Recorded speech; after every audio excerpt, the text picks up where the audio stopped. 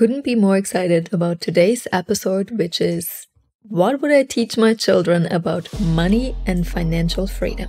Welcome to the podcast Manifesting Big Money Fast. My name is Jeanine. I am so excited that you found this podcast or that you're tuning in to another episode. This podcast is all about manifestation, big money, energetics, spirituality, how it's all connected, and most importantly, how you can increase your bank account right now. So let's dive in today's episode. We are having a beautiful community question from Elisa about what would I teach my children about money and financial freedom. Just giving you a warning, I'm recording this episode as a non-mother. So I don't have any children at the moment, and I actually can't wait for this episode in a couple of years when it's going to be, this is what I thought I would teach my children about money and financial freedom, and that's what's actually happening. So just to have this in mind, just from my knowledge now, what I know about children, how I saw children acting, just based on that experience, these are my contemplations. I wrote down what I would teach my children about money and financial freedom. For me, the most important part is obviously also looking in my own journey from a child to becoming this powerful woman. And what I see in children is that I always had super strong desires. And that was actually one of my main desires, was to work as little as possible and to make as much money as possible. Already when I was a very young child, I was always talking about money. I was always fascinated about money, about having it. I loved the power that came with that. I was never afraid to have my opinion, to speak my truth. And somewhere along the journey, I don't want to say I lost it. I forgot about it.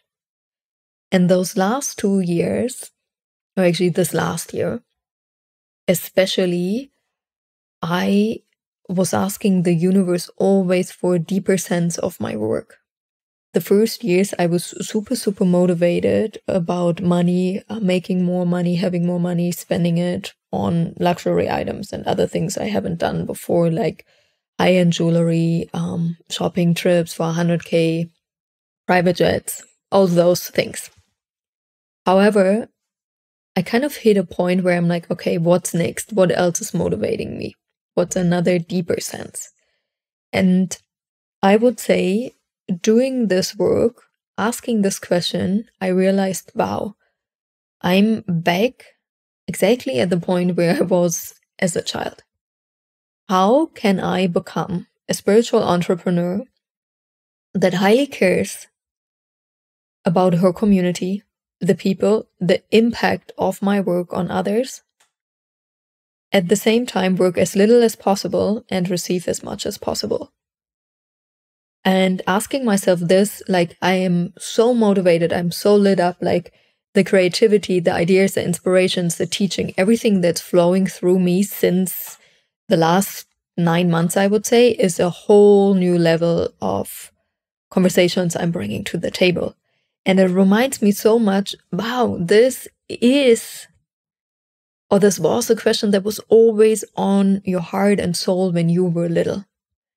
And obviously, it's very activating for people. So imagine now you have an adult that's working a lot, 40+ hours, making. You've just listened to the first 4 minutes of the VIP version of the podcast. By becoming a VIP member, you can listen to 3 episodes per week. You will receive early bird access to the Monday episode, so you already can listen on Sunday. And if that doesn't sound great enough yet, I've got one more. Why you should become a podcast VIP member. I'm answering every week a listener's question in the podcast. So if you have a question, drop it in the Q&A thread and receive the answer in the podcast. Can't wait to see you. Simply click on the link in the show notes or go to courses.richandhappiness.com to become a VIP member.